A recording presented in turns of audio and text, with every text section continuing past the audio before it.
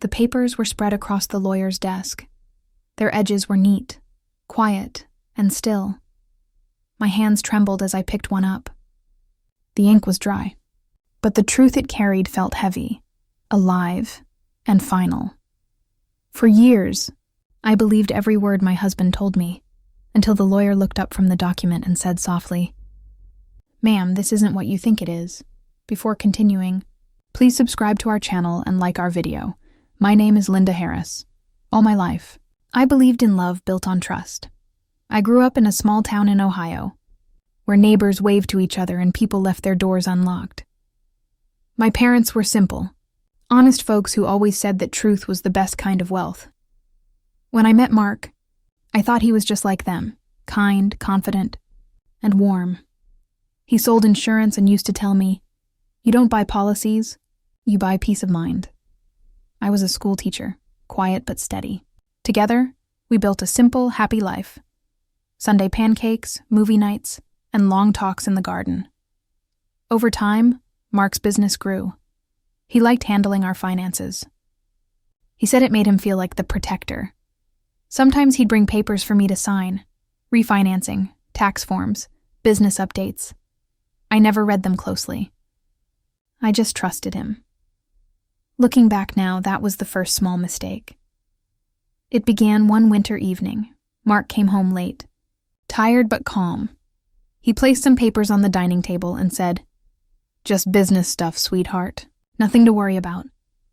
I signed them without thinking. A few weeks later, a letter arrived for both of us. When I reached for it, Mark quickly took it away. "It's boring legal work. I'll handle it," he said. He wasn't angry, but his eyes looked distant. That night I stood in the kitchen, staring at the empty space on the table, and wondered what kind of boring paper needed hiding. Months passed. Mark started locking his office door. He took phone calls outside and spoke in whispers. At dinner, he smiled, but I could feel his mind was somewhere else. Then the bills started coming. Strange ones, in my name. Property taxes for a place I'd never seen, a loan I didn't remember signing for. When I asked him, he said, "It's just business, Lynn, you're fine." But I wasn't fine. I was scared one day. I went to the bank to update our address. The teller looked at me and said, "Mrs. Harris, your name was removed from this account last year." I felt like the ground disappeared beneath me. That night, I asked Mark about it.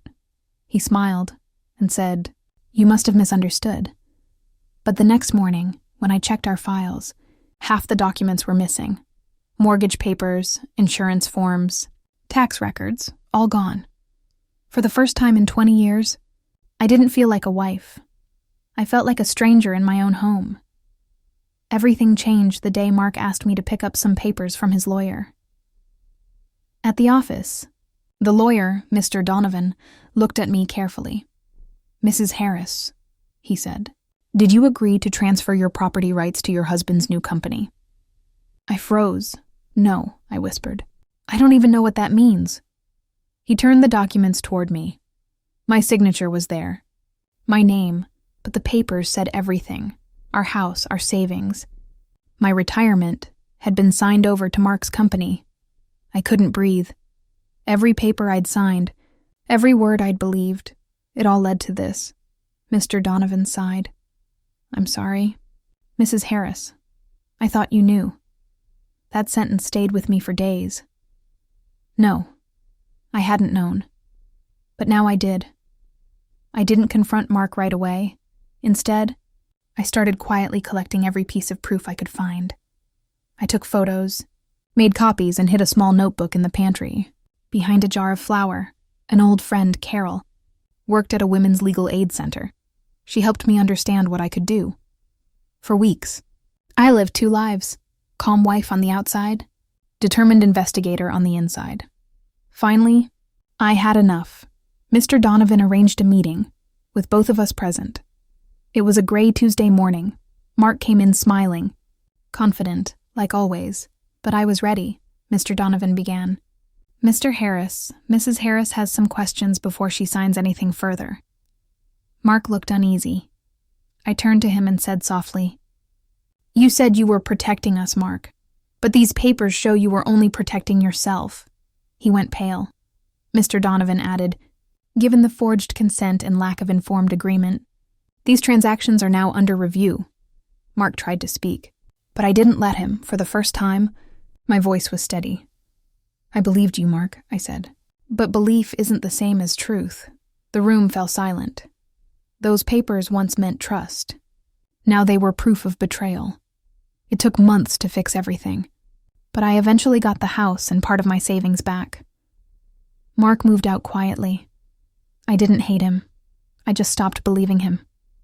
Now, I live alone in the same house. The garden has grown wild, but I don't mind.